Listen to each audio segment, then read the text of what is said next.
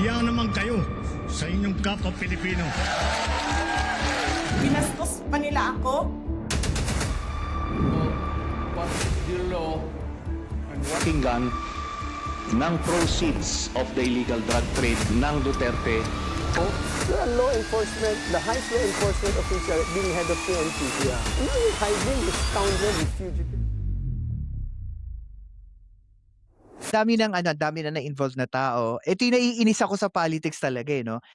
Isang issue, sanga-sanga giging involvement ng mga tao. And I think one of the biggest issue natin na pag-uusapan ngayon is the involvement of the NBI Director, Director Matibag, dito sa issue ng ex-Marine, na di umano'y sinupina nila to appear to NBI because of the power that was given to them by the Constitution and also given by authority given by the Ombudsman Boying Rimulya to investigate this issue.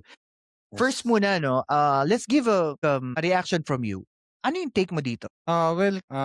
Questionable para kasi kay attorney, no, kukunin ko siguro yung sinabi na there is a logical problem in presenting these 18 Marines. Kasi nga, yung questionable din yung identity ng mga Marines kung talagang lahat sila ay Marines. Si Baligod?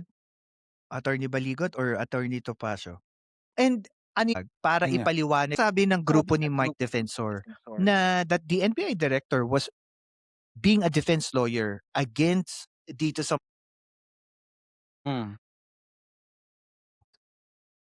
It's his opinion.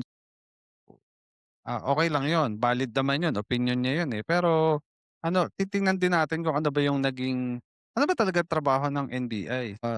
Is it okay that they are investigating the Marines one by one? Okay lang ba yon? Or normal ba yon sa trabaho ng NBI? So ang sabi kasi dito, no, ayon sa aking research, yes, it is normal that the standard procedure for investigators, lalo na kapag group o grupo yung iniimbestigahan, okay lang na magkaroon ng isa-isang interrogation.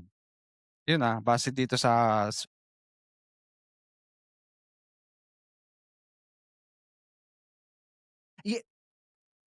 alam mo sa totoo lang, I was trying to dig in dito sa information na to. At isa din sa natutunan ko, which what NBI Director was saying, sabi nila is, paano mo mapoproof at paano tatayo yung ebidensya ng ex-Marine? Hindi mo ma-distinguish individually yung kanilang mga statement, mm, hindi nila matatanong yun, isa kakahiwalay.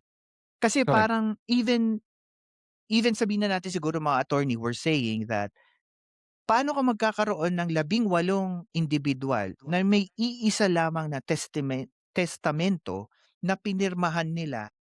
Paano daw mangyayari yun? Kumbaga wala silang iba't ibang information?